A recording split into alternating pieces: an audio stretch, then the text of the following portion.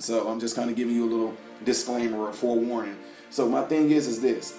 In one of my other videos, I told you how I had a patient that came to me and she told me some crazy stuff that was going on. Her story actually was similar to yours, and she actually had back pain just like yours. But she had all this family loss.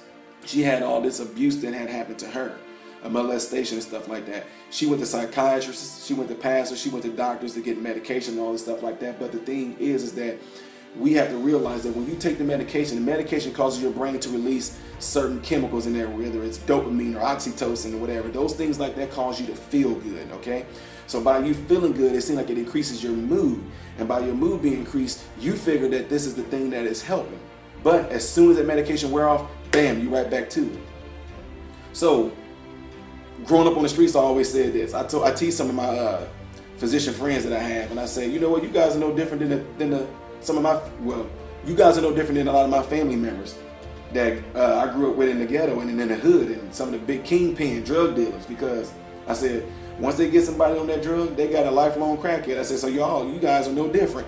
You just get to do it legally. I mean, it's the truth. So anyway, that's what I'm saying is this. I really try to get people to think differently than what you've been taught to think.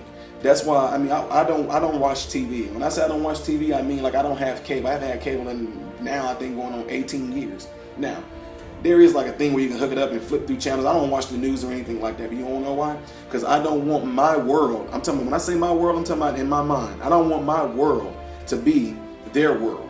Because if I end up getting myself into and letting myself be pulled into what's going on in the world, it's going to bring me down. You know, even if you're not dealing with the loss of family, or loss of things like that, you still can end up facing depression all because of what's going on in the world.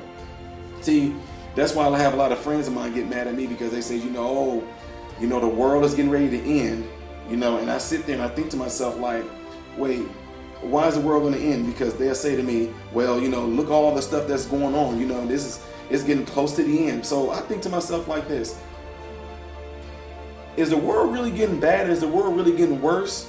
Or is it that everybody has something called a camera in their hand that we call it a phone?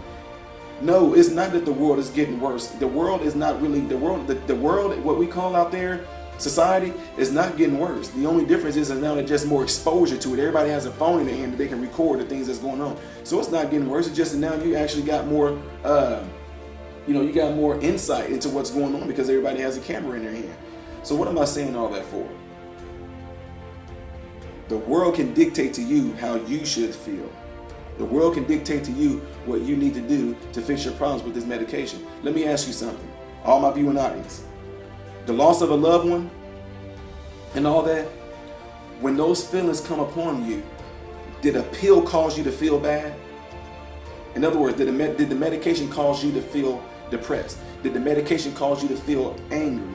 Did the medication cause you to feel sadness? Did the medication cause you to feel, melancholy? Did it cause you to feel any of that? Did the medication cause you to laugh? Did the medication cause you just to be happy? See, I don't take anything. I got people that I deal with, people that I talk to, they don't take anything and they're happy. But at the same time, if I did somebody came up and they smacked me and I instantly get mad, did the medication cause me to get mad? Or was it just my actual reaction to the situation that caused me to get mad? So, I'm saying all that for is to say this. I know that you dealt with a lot of loss. I know that.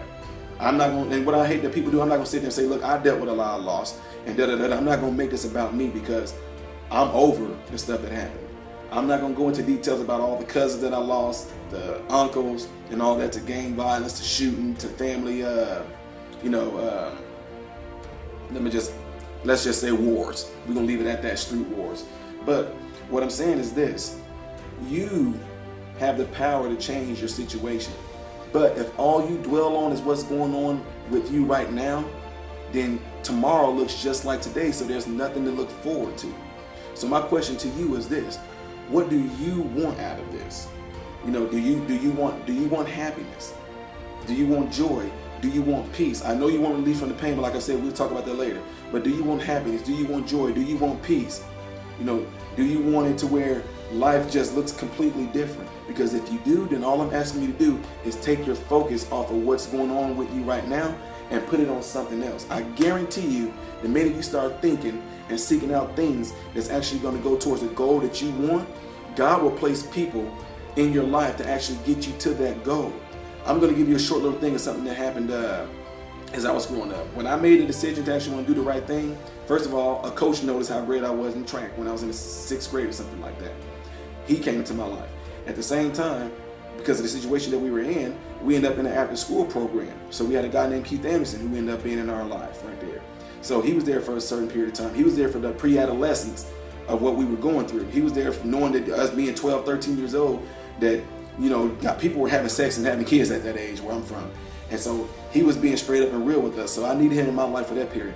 I needed my coach in my life because he talked to me about character. I had this man from the 6th grade all the way through high school, and pretty much, well, even when I was in college, because he was an expert in triple jump. But he was there in my life to talk about me building up my character and all that. He had to break down to me what all this stuff meant because I had no idea. And at the same time, I actually took Taekwondo that was actually, if you like, from a single parent home or low income, you got to take Taekwondo for a while. And I took Taekwondo for a while. And Taekwondo was teaching me self-discipline. So, you know, all these things just kind of snowballed. The more I kept wanting to go the positive route, the more positive people came into my life. But I did know this, that on the streets, the more drug dealing, thugged out fights, and stuff that we looked for, we found them. And the right people got placed in our life. And when I say right people, I'm not talking about good. I'm talking about the right people for the wrong situations got placed in my life to go the wrong route. It's just that easy. I cannot simplify this even more. See, the world wants to make it complicated. Your doctors don't want to make it complicated. If that pill for antidepressants and all that stuff was going to work, which people are arguing me up and down, yes, it does work, because when I take it, I feel real good, but then why do you have to keep taking it?